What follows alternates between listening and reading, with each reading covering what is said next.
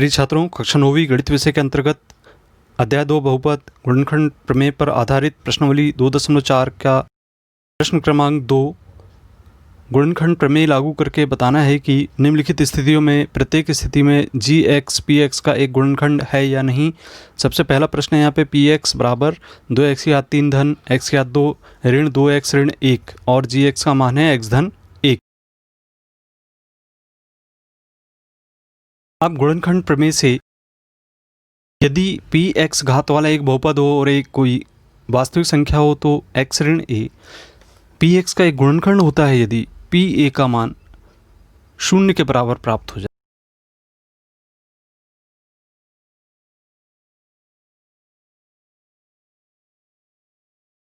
तो यहाँ पे जो जी एक्स का मान है हमें उसको 0 के बराबर लेना होगा, अर्थात x धन 1 बराबर 0 और पक्षांतर करने पर हमें प्राप्त होगा x का मान ऋण 1।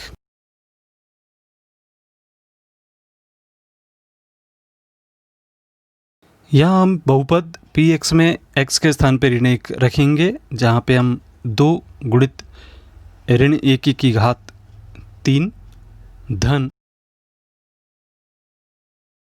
ऋण 1 की घात 2 ऋण 2 गुणित ऋण 1 लिखेंगे।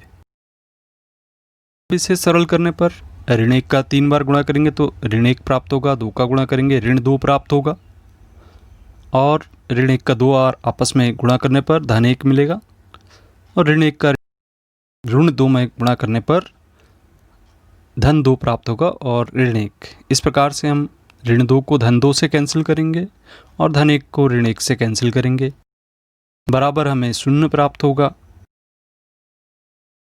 चूंकि यहाँ पर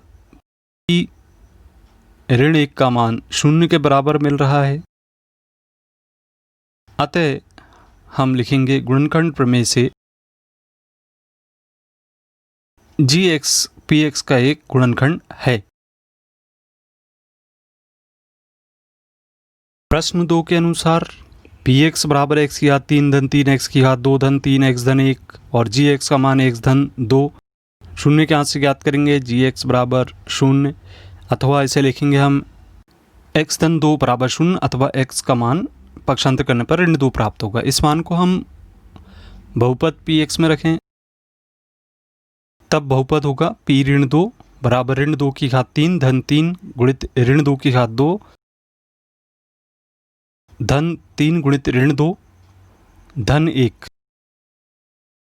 इसे सरल करने पर ऋण 2 का हम आपस में 3 बार गुणा करेंगे इस तरीके से ऋण 2 गुणित ऋण 2 गुणित ऋण 2 अर्थात ऋण 8 प्राप्त होगा और ऋण 2 का ऋण 2 में गुणा होगा धन 4 गुणित 3 अर्थात 12 और यहाँ ऋण 3 का 2 में गुणा करेंगे ऋण 6 प्राप्त होगा धन 1। इसे हम सरल करेंगे तो ऋण 14 धन 13। ऋण वाली संख्याओं को अलग जोड़ें और धन वाली अलग, इस प्रकार से ऋण 1 हमें प्राप्त होगा और पी ऋण 2 का मान चूंकि यहाँ 0 के बराबर नहीं है, अतः गुणनखंड प्रमेय से जी एक्स पी एक्स का एक गुणनखंड नहीं है। प्रश्न क्रमांक 3 जिसमें पी एक्स बराबर x या 3 ऋण 4x या 2 धन x धन 6 और जी एक्स का मान x ऋण 3 ज्ञात है। 0 के यहाँ से जी एक्स बराबर 0 रखें तो x ऋण 3 बराबर 0 होने पर x बराबर हमें 3 प्राप्त होगा। x के स्थान पे 3 रखेंगे तो p3 बराबर 3 की घात 3 ऋण 4 गुणित 3 की घात 2 धन 3 धन 6।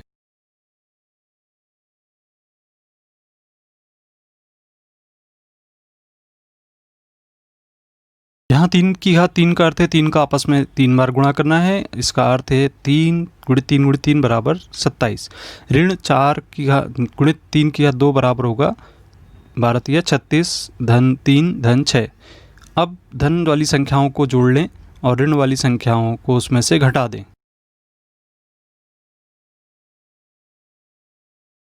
0 प्राप्त हो जा रहा है अब चूंकि